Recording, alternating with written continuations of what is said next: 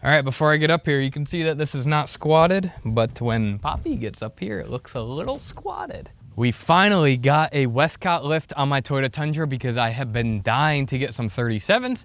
So let's check out how it looks. Now let's quick look at what we got before we get it installed by the shop. So this is the full Westcott lift. So in one option, you can buy just what you see here in black. And then the second is you can add optional shocks from Toyota.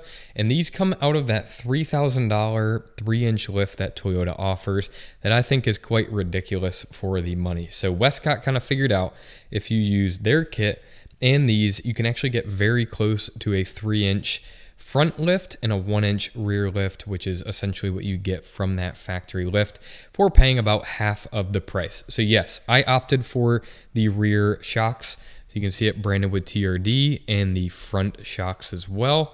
Those look very nice and I think will look good on the truck. Now for the Westcott lift, I opted for black anodized aluminum versus the silver. I want it to kind of look a little bit more inconspicuous. And this is the rear 1-inch puck that will go on top of the spring, and it will raise the rear of the truck about 1 inch. And that is held in with compression. Second is on the front, you get 2 options for lifting it. And you can use both of them, which I will do myself. So this is called a preload collar. You can see the notch right there for that spring. Essentially on my old shock assembly, they'll pull the spring off. They will put this on the bottom. So that's a preload collar. They will install my shock on top of it and kind of reassemble the assembly. Now, the second is once you get this entire assembly back together, you can add an extra shim on top for the maximum lift options in this kit, which I am going to opt for. I've heard when you install both of these and you align the truck that it sits perfectly level. So I'm going to go for maximum lift from the kit. Now Westcott's cool. They offer all the accessories that you need. So new bump stops, brake line brackets, hardware to make this a turnkey kit. So it is very easy to install. You don't need to buy anything else.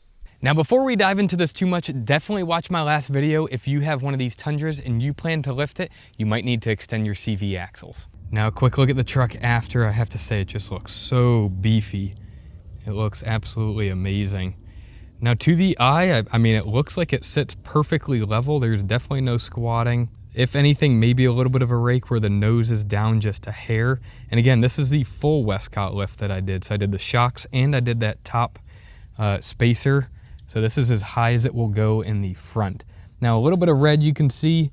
Obviously I was not buying this for the looks. I was more so buying the shocks for the full lift potential. And then in the front you can see a little bit of that shock as well, but like barely. So now for clearance, if you are planning to install 37s, you will want to kind of chop that frame back. You can see what the shop did right there. Cut it back. They spray painted it. I did give them some plates to weld on there, but they didn't see a need to because that frame is pretty solid right there. So you'll want that really only if you're looking to do 37s. And on this side, you can see just how much clearance that really gives you. It's exactly what you need. Now to take some measurements, I'm gonna include a chart on the video, and there's 2 measurements. One is the center of the hub to the underside of this lift, and the second is from the ground. And what I confirmed is essentially it's a 3-inch, almost perfect in the front, and a 1-inch in the rear, again, almost perfect, so as advertised. Now people are commenting like, how does it ride? Like, let me confirm, it rides really good. It rides like a hair stiffer from the shocks, but that is all. It's nothing to worry about, and if you think that yours rides really rough, I would check your alignment.